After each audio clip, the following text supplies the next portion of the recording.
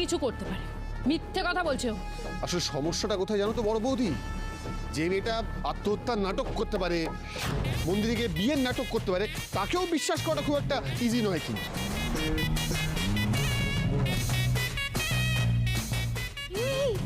অর্জুন, তুমি আবার এক চোখামি করছো? আমারই ভুল। আসলে আমি ভেবেছিলাম যে আমাদের সম্পর্কটা হয়তো আগের মতো স্বাভাবিক হবে। হ্যাঁ, স্বাভাবিক হচ্ছিল, কিন্তু তোমার এই মিথ্যের জন্য হলো না। আরে বর্দা ভাই তো নিজে বলেছে আমাকে যে গঙ্গা এতক্ষণ বর্দা ভাইয়ের কাছে পড়াশোনা করছিল।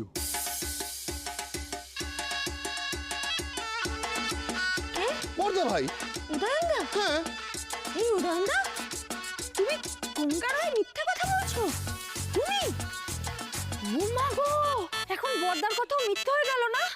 দেখুন বর্দা, দেখুন কিরকম পলিটিক করছে। তোমাকেও ছাড়ছে না বর্দা। বর্দা ভাই, কি হলো? দাঁড়া, আমি জল আনছি। দাঁড়া। হাউ ডেয়ার ইউ অহনা, তুমি বর্দা ভাই নিয়ে মিথ্যা কথা বলছো? অর্জুন, উদয়নদা সত্যি কথা বলছে না। এনাফ, আর শুনতে চাই না আমি। আরে বর্দা ভাই, জল দাও না, জল।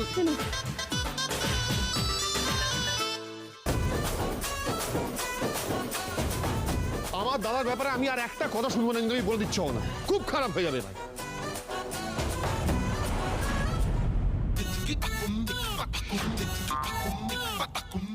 চোখ মারছে।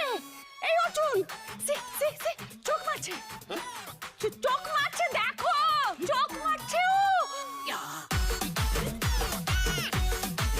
কি বদমাইশ মেয়ে! এই পলিটিক্সটা না তুমি করছো, আমি না। আমার চোখ কড়কড় করছে। চোখ কড়কড় করতে পারে না। গঙ্গা পলিটিক করে না। সেই পলিটিক্সটা না তুমি করছো, তুমি, আমি না। বিশ্বাস করছো না তুমি। অহনা, রিল্যাক্স, শান্ত হও। তুমি ওই বস্তির মেয়েটার মতো দুবার বললে, পলিটিক্স না বলে। কি আশ্চর্য, তুমি তো রিয়েলাইজও করলে না।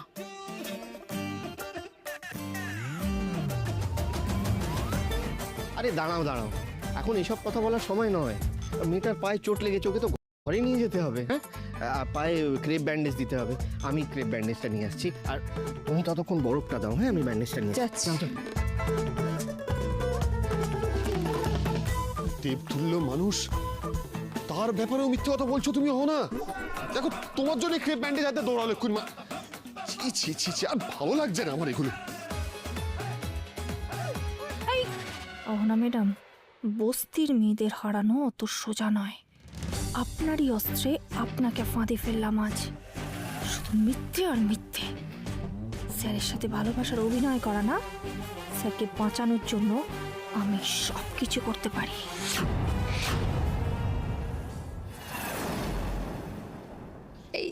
এই তো হয়ে গেছে। খুব ব্যথা করছে না?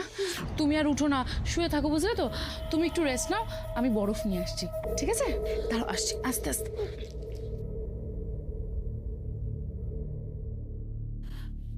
বলছি, খুব যন্ত্রণা করছে তাই না ম্যাডাম? এক মাঘে শীত যায় না গঙ্গা।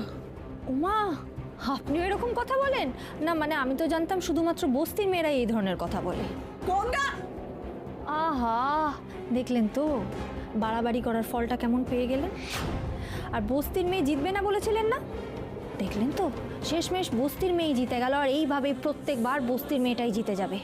তুই কিচ্ছু করতে পারবি না। ভদ্রভাবে কথা বলো গঙ্গা। তুই যদি ভদ্র হতিস তাহলে আমি তোর সাথে ভদ্রভাবেই কথা বলতাম, কিন্তু আমি এখন বুঝে গেছি যে তুই ভদ্র নোস, আর তুই স্যারকে ভালোবাসিস না।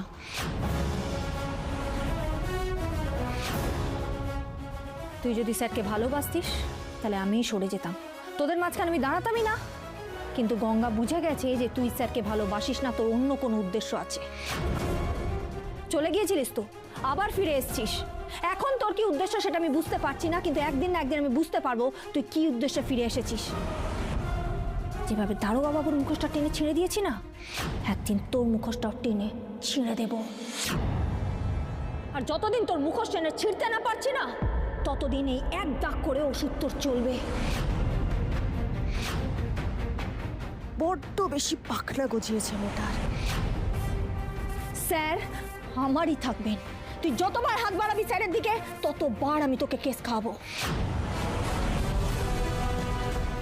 রাত্রে বেরোনোটা আমি আটকে দিলাম না, প্রত্যেকবার এইভাবেই তোর যাওয়াটা আমি আটকে দেব, কিচ্ছু করতে পারবি না তুই। ওই পেট খারাপের ওষুধের প্রমাণটা রয়ে গিয়েছিল তাই না? এরপর থেকে আর কোনো প্রমাণ থাকবে না, আর তোকে আমি বস্তা চাপা দিয়ে এমন মার মারবো না সারা জীবন তুই মনে রাখবি। স্যারের আশেপাশে কোনো ভাইরাস আমি থাকতে দেব না।